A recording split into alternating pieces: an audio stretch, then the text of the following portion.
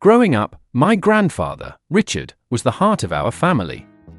He was the kind of man who always had a story to tell, a joke to lighten the mood, or advice that seemed annoyingly perfect in hindsight. To me, he was larger than life, a World War II veteran, a devoted husband to my grandmother for over 60 years, and the proud patriarch of our small but tight-knit family. When he passed away last year at 92, it felt like the end of an era. He had lived a full life, but his absence left a void none of us knew how to fill. After the funeral, it became my responsibility to help my parents clean out his house, a charming old colonial that had been in our family for generations. The process was bittersweet.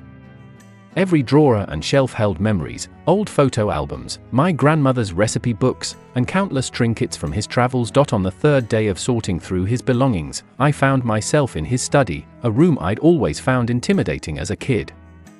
The dark mahogany desk, lined with stacks of neatly organized papers, seemed untouched since the last time he'd used it. As I opened drawers and sifted through files, I came across a small, locked compartment I'd never noticed before.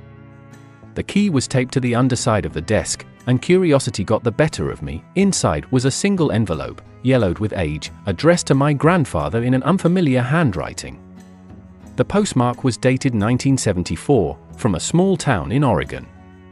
Something about it felt significant, but I hesitated. Should I open it? After a few moments of internal debate, I carefully unfolded the letter. The contents took my breath away. It was from a woman named Eleanor, who claimed to have known my grandfather during the early 1950s. She wrote about their brief but intense relationship while he was stationed in Portland for a few months. But that wasn't the shocking part. Eleanor revealed that she had given birth to a son, who she believed was my grandfather's. She explained that she never told him because she didn't want to disrupt his life with my grandmother and their young daughter, my mother. I sat there, stunned. Was it possible that my grandfather had another child out there, someone none of us had ever known about? The letter didn't offer many details, just that the child's name was Michael and that Eleanor had moved to California shortly after his birth. There was no follow-up letter, no evidence that my grandfather had ever responded. But why had he kept it? Why hadn't he told anyone? That evening, I shared the discovery with my parents. My mom was visibly shaken, cycling between disbelief and anger. He wouldn't have kept this from us, she said, her voice trembling. He loved Grandma too much. This can't be true. My dad, ever the pragmatic one, suggested we try to verify the story before jumping to conclusions. Over the next few weeks, we embarked on a journey to uncover the truth. Using the few clues in the letter, we managed to track down an address for Eleanor's family. She had passed away several years ago, but her son Michael was alive and living in San Diego. With some trepidation, my mom wrote him a letter explaining who we were and what we'd found. To our surprise, he responded almost immediately, and Michael was as shocked as we were. He had grown up believing his father was someone else, a man who had been largely absent from his life. But when he saw a photo of my grandfather, he said there was an undeniable resemblance. A DNA test confirmed it. Michael was indeed my grandfather's son. The revelation sent ripples through our family. My mom struggled with the idea that her father had kept such a significant part of his life hidden. But as we learned more about Eleanor and her situation, it became clear that my grandfather's silence might have been an act of love. Perhaps he had chosen to protect his family from a truth he felt would cause more harm than good. Meeting Michael was both strange and wonderful. He was kind, soft-spoken, and shared my grandfather's sharp sense of humor.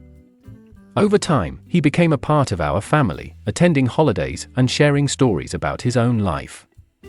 It wasn't always easy, there were awkward moments and difficult conversations, but we found a way to move forward together. For me, this experience was a lesson in forgiveness and understanding. My grandfather wasn't perfect, he made mistakes and kept secrets. But he was human, and his love for our family was evident in everything he did. The letter didn't change that, it simply added another layer to the complex, beautiful life he led now. When I think of my grandfather, I don't focus on the secret he kept. Instead, I remember the man who taught me to fish, who danced with my grandmother in the kitchen, and who left behind a legacy of love that extended farther than any of us could have imagined. Life is messy, and people are complicated, but in the end, it's the connections we make and the love we share that truly matter. Second story. It was one of those rare Saturdays when I didn't have any plans. No errands, no commitments, just a quiet morning to myself. I was lounging on the couch with a cup of coffee, scrolling through my phone aimlessly, when it rang. The number wasn't saved in my contacts, but it had a local area code, so I decided to pick up. "Hello?" I answered, expecting a telemarketer or maybe a misdialed number. The voice on the other end was shaky and panicked. "Is this Dr. Leland? Please, I need help. My dad, he collapsed. I don't know what to do." For a moment, I froze. My name isn't Leland, and I'm definitely not a doctor. I was about to explain that they had the wrong number, but something in the woman's voice stopped me. She sounded desperate, on the verge of tears. Instead of hanging up, I asked, "Where are you? Can you tell me your address?" There was a pause, then she blurted out an address about 10 minutes from my apartment. I grabbed my car keys without thinking, telling her to stay on the line. "I'm not a doctor, but I'll be there as fast as I can," I said, hoping I wasn't about to get myself into something over my head. When I arrived, the scene was chaotic. The front door was open, and I could hear frantic voices coming from inside. I rushed in to find a man in his 60s lying unconscious on the living room floor. The woman I'd spoken to, who looked to be in her early 20s, was kneeling beside him, trying to perform CPR, but clearly overwhelmed. "I called 911, she said, her voice trembling. "But I don't know if I'm doing this right." I dropped to my knees and gently moved her aside. "Let me help," I said, trying to keep my voice calm. My first aid training from years ago kicked in as I started chest compressions. It felt surreal. I was just a random guy who answered the wrong phone call, and now I was here, trying to save someone's life. The paramedics arrived within minutes, though it felt like an eternity. They took over, working with precision and speed, and I stepped back, my hands shaking. The woman, her name was Claire, clung to my arm, watching helplessly as they loaded her father onto a stretcher. "You did everything you could," one of the paramedics said to us before they rushed out the door. Claire turned to me, tears streaming down her face. "Thank you. I don't even know your name." "It's Jake," I said, feeling awkward and out of place. "I'm just glad I could help." Over the next few days, I couldn't stop thinking about Claire and her dad. I debated whether I should follow up or if that would be overstepping. Finally, I decided to text her. She had my number, after all. I kept it simple, *Hey, this is Jake. Just wanted to check in and see how your dad is doing. *. She replied almost immediately. *He's stable now. The doctors said the CPR saved his life. I don't know how to thank you. *. We ended up meeting for coffee a week later. Claire told me more about her dad, Tom, who had always been the picture of health until a sudden heart attack blindsided them both. She also shared how she'd accidentally called me instead of her family doctor in her panic. "It was a wrong number," she said, shaking her head. But maybe it wasn't. Over the next few months, Claire and I kept in touch. I visited Tom in the hospital a few times, and he always greeted me with a firm handshake and a heartfelt thank you. It felt strange to be considered a hero. I was just a guy who happened to answer his phone at the right time. This experience changed me in ways I didn't expect. It made me realize how fragile life is and how even the smallest actions can have a ripple effect. If I'd ignored that call or dismissed it as a wrong number, Tom might not have survived.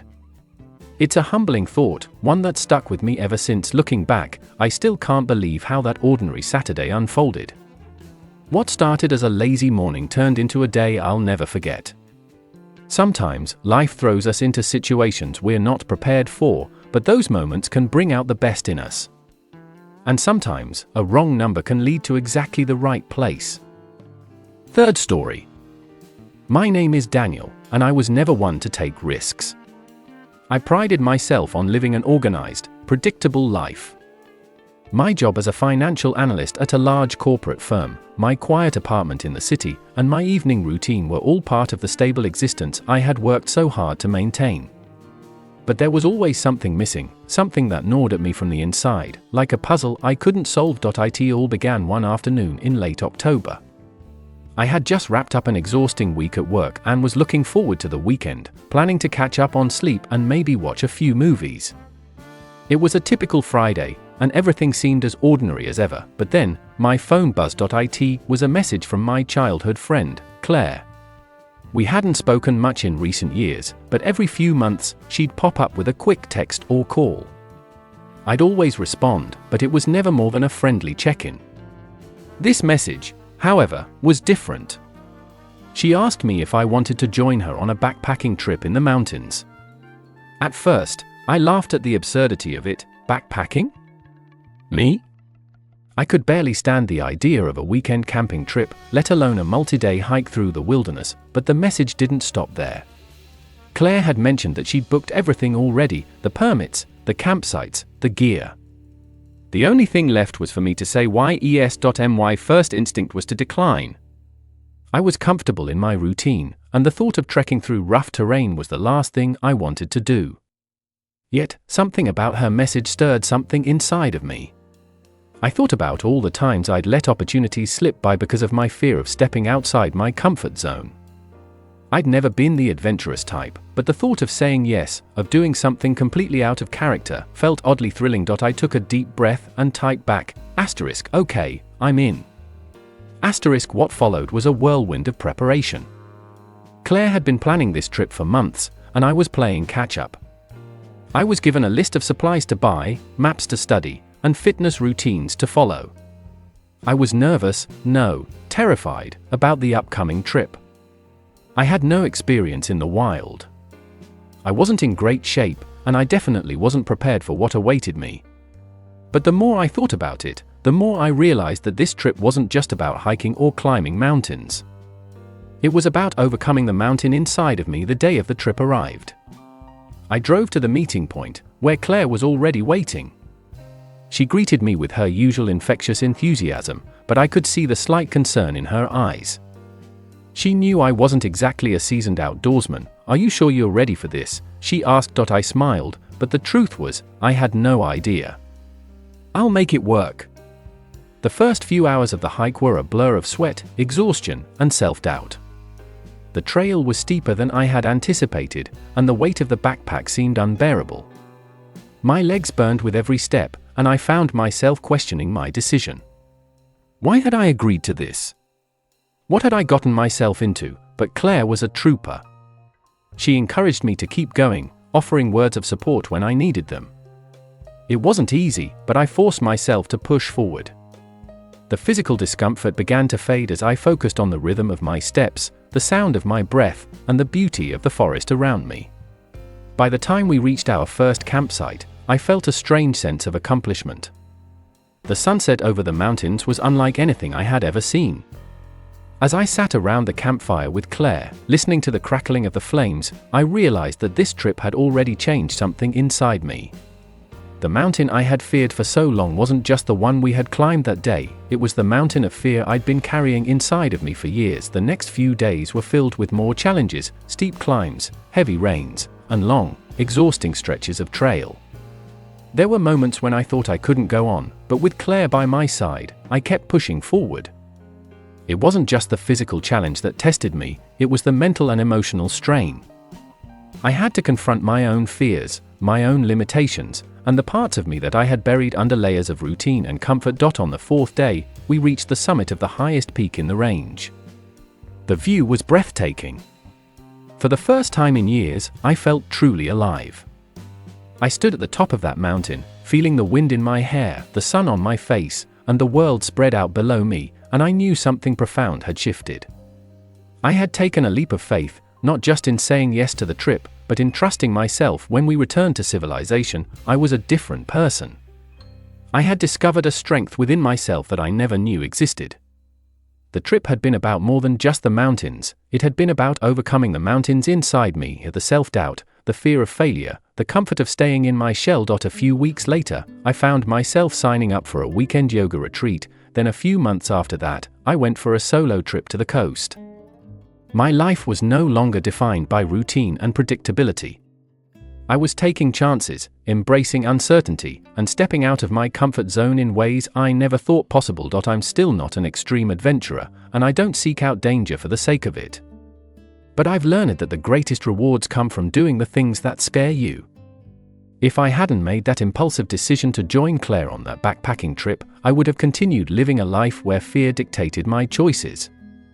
Instead, I learned that sometimes, the best way to find out what you're capable of is to simply take that leap, no matter how terrifying it may seem at first.